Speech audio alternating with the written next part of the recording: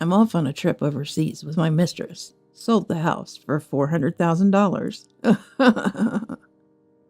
The overly cheerful voice of my husband John made me instinctively ask, "What?" He called from the hospital, saying he sold the house for $400,000? What does that mean?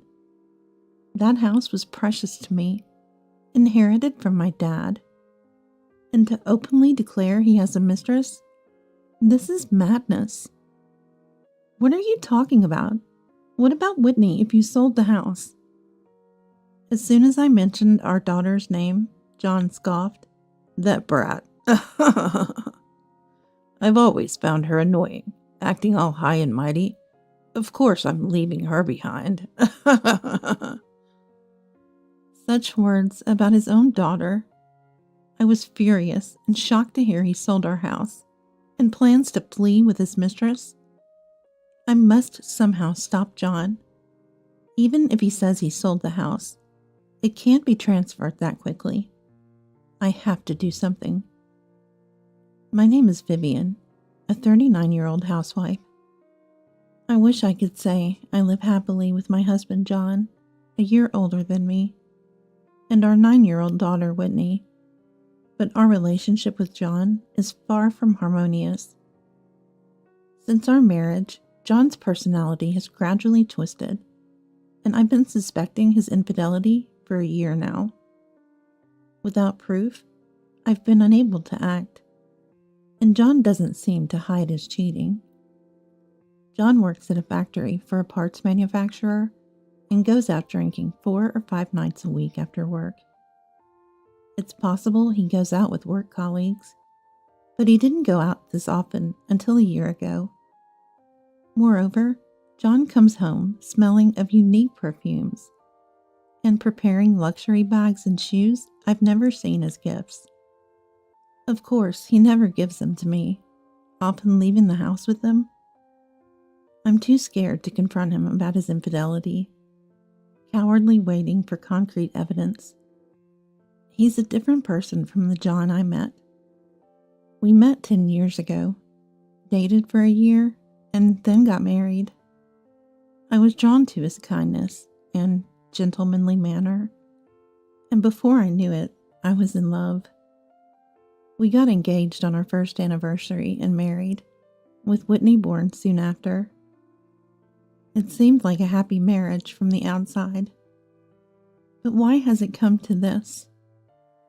It all started when Whitney turned 1.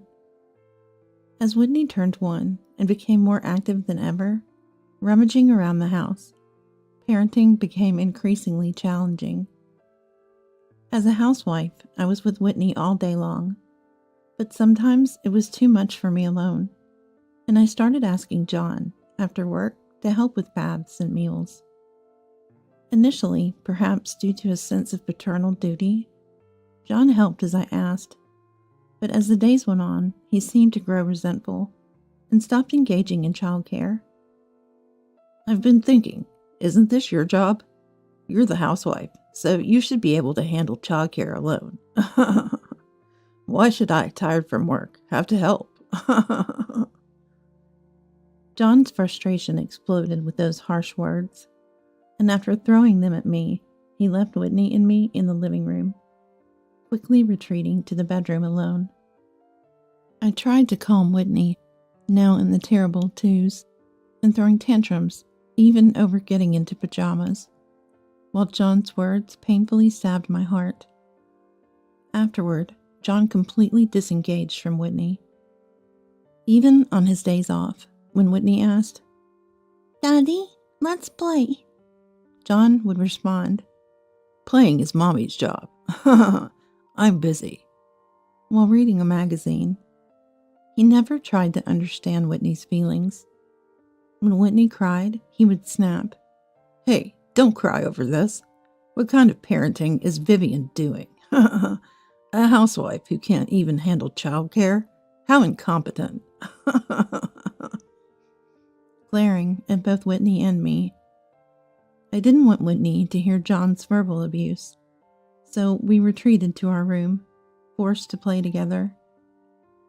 There were times I wanted to enjoy my hobbies, like reading or watching movies, but living constantly with Whitney left me with virtually no personal time. Yet John enjoyed his hobbies, while I endured his verbal abuse. It was so unfair. However, our household depended on John's income, so I couldn't complain. Without John, I couldn't provide for Whitney alone. I was angry at my own helplessness. So, John lived carelessly, indifferent to parenting. 8 years have passed since then, and Whitney is now 9. John's verbal abuse continues unabated, and the kind John I knew before our marriage is nowhere to be seen. I lived with John solely to support Whitney, avoiding provoking him as much as possible. "Mom, you're so good at drawing. You should do it as a job." One day, while drawing together, Whitney suddenly said that. "Do art as a job?" "Yeah, your drawings are so kind and wonderful." Whitney smiled brightly, looking at the animal illustrations I had drawn. I've always loved drawing, and even once aspired to be a manga artist. Although I realized halfway that it was impossible and gave up, I still drew illustrations as a hobby. "I always show your drawings to my friends and brag about them. They all say they're amazing. I'm envious of you being able to draw like that, Mom." Despite having a twisted dad like John, Whitney grew up honest and straightforward. She's cheerful, the complete opposite of my introverted self. She seems to have many friends at school and is favored by her teacher. I felt so proud when Whitney complimented my painting. Knowing Whitney was watching me gave me confidence. "Thank you. I'm so happy." When I said that, Whitney's smile bloomed like a flower. If Whitney can smile, I feel like I can keep going in this life. I quietly thought to myself. That night, John came home drunk as usual, stumbling into the living room as soon as he arrived. He was completely intoxicated. His drinking had been getting worse lately, to the point of concern. Sighing, I peeled off his jacket and checked his pockets. What's this? Usually there's nothing but keys in his pockets, but this time a piece of paper caught my eye. It was a receipt with what seemed to be a hotel's name on it. This is definitely proof of cheating. I had suspected his infidelity, but now I had physical evidence. Trying to calm my fluttering heart, I carefully tucked the receipt away on the shelf. I started thinking about how to confront John. The next day, still half drunk, John left the house. After Whitney went to school, I did the usual household chores, but I couldn't stop thinking about the receipt. I had suspected John's cheating, and not confronting him was my choice. But now, with solid evidence, it's hard to continue this false marriage. Within a week, or maybe even a few days, I want to make him admit his affair and apologize. How should I? As I was thinking, my mobile phone vibrated. Who could it be at this time? It's rare to get a call during the day. Checking the phone, it was an unknown number. A sense of foreboding, I answered. "Hello, is this Mrs. John Simmons?" "Yes, speaking. Who's this?" "This is North Hospital. Mr. Simmons has been..." The call was from the largest general hospital around. The hospital informed me that John had been brought in by ambulance, undergoing surgery for a kidney disease. They also said that his kidney is likely to fail and will need a transplant. Confused by this sudden news, the doctor asked if I was okay. "Yes, a kidney transplant is possible, right?" "Yes, we'll start looking for a donor, and if we find a match, we can proceed with the transplant surgery." Although my mind was in chaos, hearing that John needed a kidney transplant, the doctor continued to explain about the surgery. We'll check the compatibility with potential donors, so please cooperate. I only half understood what the doctor was saying, but I knew John was seriously ill. Despite John belittling me and having affairs, I don't wish him dead. I hope he can be saved. That day, I spent the whole night thinking about John's transplant surgery. Weeks passed, and we found out the compatibility results for potential kidney donors, primarily within the family. Surprisingly, I was the best match. John's parents are alive but in poor health, unable to undergo such a surgery. Being an only child and the healthiest, I, with the same blood type as John, was the best choice. It would be a lie to say I had no doubts. But John's life is irreplaceable. With that thought, I decided to be the donor for John's kidney transplant. When I explained John's condition and our transplant surgery to Whitney, "Got it, take care," she cheerfully said.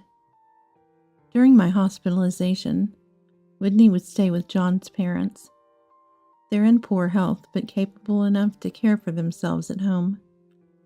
Whitney, close with her grandparents, was happy to go to Grandpa and Grandma's house.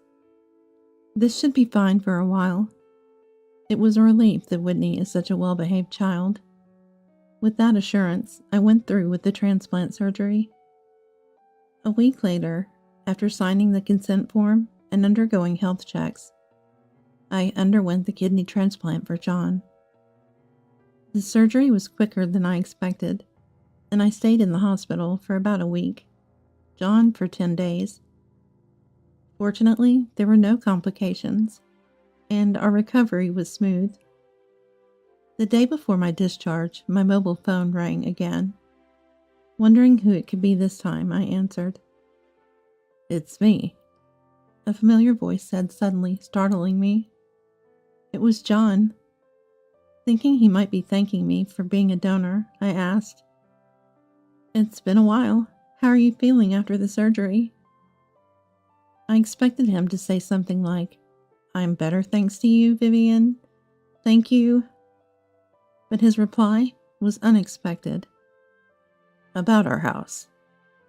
John paused and then continued. Suddenly, he brought up the topic of the house, and I was thrown into disarray. "I sold it for $400,000, and I'm going on a trip abroad with my mistress, Alexandra."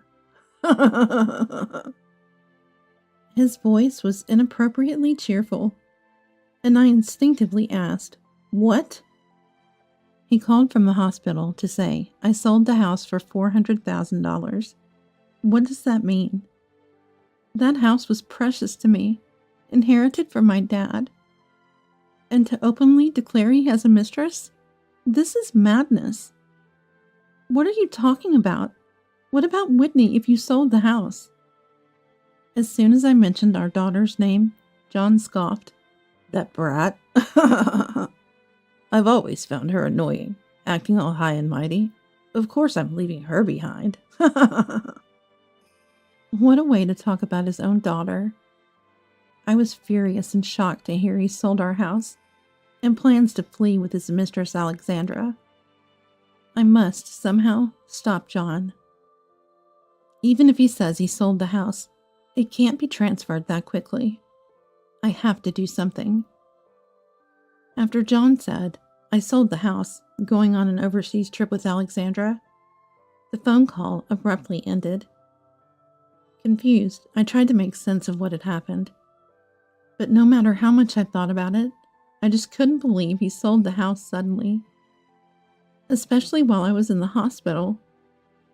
Shocked, my condition worsened, and my hospital stay was extended by a few days. In my despair, I lay in bed alone, helplessly pondering the future. First, I should call Whitney. Without the house, Whitney and I have nowhere to return. It was infuriating enough that John boldly declared he has a mistress. but my primary concern was Whitney. I called my in-laws' house, and my mother-in-law Yasmin answered. She quickly handed the phone to Whitney. Hello, Whitney. I'm sorry. It looks like Mom's hospital stay got extended. Are you okay? Not too lonely? Also, I heard Dad sold the house. We have nowhere to go back to, right? Worried, I bombarded her with questions. Then Whitney replied cheerfully. Mom, it's okay. I've taken care of it. Taken care of it? Confused by her words, I was puzzled. Dad said he asked his mistress to sell the house, but actually, Grandpa and Grandma. Whitney detailed the events that had transpired during my hospitalization. I was stunned by the unexpected turn of events that had unfolded without my knowledge. So, Mom, rest easy, I'm fine. Thank you. Encouraged by Whitney's responsible words, I was finally able to calm down a bit. But if Whitney's story was true, what had become of John and Alexandra by now? Curious, I reminded myself that the rest was crucial and drifted off to sleep. 3 days later, fully recovered, I was discharged and headed to my in-laws' house. Mom, welcome back. Whitney ran up to me with a joyful face. Yasmin was smiling behind her. I'm glad for you. And John, he really did something unbelievable. I'm sorry, Vivian. My father-in-law Kevin apologized with a grim face. Despite having such wonderful parents, how did John end up so twisted? No, it's my fault for following along without saying anything. Please don't apologize. Thank you. And, well, Vivian, there's something we need to tell you. Yes, what is it? I sat down with Kevin and Yasmin, listening to their story with Whitney by my side. Though surprised again by their news, Yasmin's firm encouragement, we won't let John have his way, reassured me. After hearing from Kevin and Yasmin, I was about to head home with Whitney. When passing a real estate agency, I noticed a familiar man and an unfamiliar woman arguing with an agent. It was unmistakably John, and the woman with him must be Alexandra. John was in a tracksuit with messy hair, and Alexandra wore a short skirt with only one high heel, no makeup. Hey, what do you mean the house can't be sold? Yeah, what about my $400,000? Well, the buyer canceled the purchase last night, so the contract is no longer valid. Huh? Why cancel? Damn it. Seeing John stamping his feet and Alexandra shrieking at his side, passers-by turned their gaze in surprise. Whitney and I were also shocked, but realizing it was about us, we approached them. What are you doing here?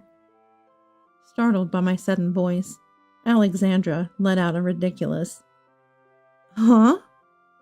Upon recognizing me. What are you doing here? Ah, I get it. You're behind this, aren't you? You must have convinced the buyer not to go through with it. Huh? This is unbelievable. What are you even talking about? As John and Alexandra hurled insults, I suddenly moved Whitney behind me to protect her. Confused, the real estate agent listened as I introduced myself as his wife. The agent responded with a bewildered, Are you kidding me about the cancellation? Because of you. We had to turn back right before boarding the plane. And now we can't buy a new house. I even have debts from the money I spent on her. John pointed at his mistress as he said her. I see. Finally, I understood John's intentions. John had tried to sell the house, which I had inherited from my late father, to pay off debts incurred from his spending on Alexandra, and to buy a new place for them to live. Such selfishness. Ignoring Whitney and me, he even tried to take away my most valuable asset. I was shaking with anger. Excuse me, but aren't you the one being disrespectful? Coming out of nowhere and talking back to me? As if you could survive without me. Despite the dire situation, John's continued insults were appalling. First off, did you really think you could sell my precious house without discussing it with me? I'm the owner. Did you forge the documents or something? And you've been bad-mouthing the home buyer. But that buyer was your own parents. Huh? What do you mean? Indeed. What Whitney had told me on the phone while I was hospitalized was that Kevin and Yasmin had pretended to buy my house as a plan to teach John a lesson. Having heard everything about John's misdeeds from Whitney, they were furious, saying, "How could he do this to Vivian and our sweet granddaughter?" Whitney's bright and honest nature had made her grandparents believe her over their son. Let me explain. Grandpa and Grandma got really mad when they found out about Dad and that woman. I knew Dad was trying to sell the house, so I talked to them. They said they wouldn't let it be sold so easily, since it's a special house Dad left for Mom. So before someone else bought it, they intentionally made a bid to buy it. Whitney stepped forward and boldly explained the situation. Those guys, my own parents, doing this to me? Old parents. And you two, acting all high and mighty, just kids. Shows how badly Mom raised you. John sneered crudely. Undeterred by John's attack, Whitney stood firm. I pulled out a piece of paper from my bag and thrust it in front of John's nose. Sorry, but we're getting divorced. John laughed through his nose at the sight of the divorce papers. Divorce? You said it right. You're okay with divorcing? You think you can survive without me? John must think that as a housewife, I'll be lost if we divorce. Indeed, that might have been the case before. But now, I had a secret plan. To shatter John's shallow thinking, I spoke up. Don't worry. I received a gift from your parents while they're still alive. Huh? A living gift? What's that? John and his mistress looked bewildered. This morning, Kevin and Yasmin told me they wanted to give me part of their assets while they were still alive. Their health was failing, and they weren't sure how much longer they had. Of course, I initially refused, suggesting they should give it to John. But Kevin and Yasmin insisted. We value you, Vivian, who gave us a lovely granddaughter. More than a son who can't even thank her for donating an organ. I expressed my gratitude and agreed to accept their living gift. It's your dad and Mom's wish. They said they wanted to give it to me, not you. John's face turned pale. Understandably so. He was losing the assets that should have been his to a wife he was divorcing. That's dirty. That's not right. It's normal for children to inherit their parents' assets. I'll talk to them now. If they won't listen, I'll take it to court. John glared at me with fiery eyes, shouting. I sighed at John's endlessly shallow thoughts. Maybe it's time to deliver the final blow. Stepping forward, I locked eyes with John and declared, You're talking nonsense. It all started with you, belittling me and even having a mistress, right? You're the one who spent the money. Kevin and Yasmin's decision is only natural. And do you even have the money to sue? Even if you did, how would your betrayals play out in court? A scream escaped John's lips. He trembled at the sight of me, now looking like a demon. Sorry, I won't sue. Please forgive me. His apology was desperate, but it was too late. I glared at John once more and delivered my final words. I'll make sure you pay for insulting Whitney and me. Alimony and child support, all of it. If you can't pay, I'll chase you to the depths of hell. Be prepared. John and Alexandra screamed and ran away. The real estate agent, who had witnessed everything, "Thank you," he said with a relieved posture. No, I'm the one who should apologize for causing you trouble. With those words, I quickly left with Whitney, heading back home. Mom, you are so cool. Thank you, Whitney, for fighting for Mom. Despite the situation, Whitney's face was lit with a smile. I vowed in my heart to protect her for a lifetime. A few days later, I was able to successfully divorce John. It felt surreal that my long-endured marriage ended so easily with just a piece of paper. I wondered why I had tolerated it all for so long. John, having squandered his money on Alexandra, had to take out a loan to pay the alimony. Alexandra left him saying, "I can't be with such a poor man anymore." To add to his misfortune, John's company faced a sales decline due to material shortages and had to cut labor costs. Working in the factory, John was one of the first to be laid off. It's unfortunate, but I can't help but think there was a reason for his layoff. Probably those with poor performance and behavior were the first to go. John, who acted arrogantly at home, must have behaved similarly with his subordinates at work. Now, having lost his job, wife, and lover, John is barely making ends meet with part-time work. Without the energy to job hunt, he's settling for part-time jobs that allow him to work and rest at his leisure, probably leading to a bleak life. But I couldn't muster any sympathy for him. I gave John a part of my kidney and did everything I could. Yet he ridiculed me, and it seems like karma has caught up with him. He can sweat it out just to pay off his debts. As for me, I started working on illustrations, inspired by Whitney's compliment about my drawing skills. While the orders are still few, my customers praise my work as meticulous and skilled. I'm determined to increase my clientele and provide a good life for Whitney.